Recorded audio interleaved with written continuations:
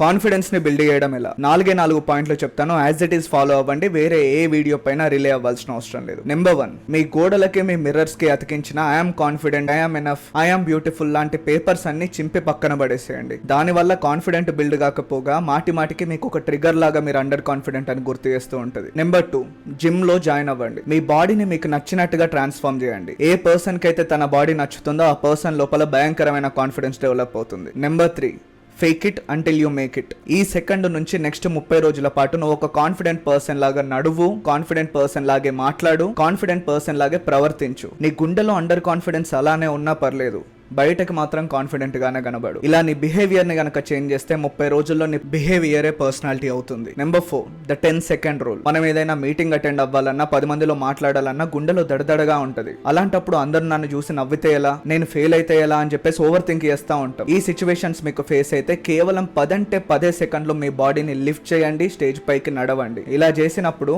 మీకు తెలియకుండానే 50% కి పైన కాన్ఫిడెంట్ బిల్డ్ అవ్వడం మొదలవుతుంది.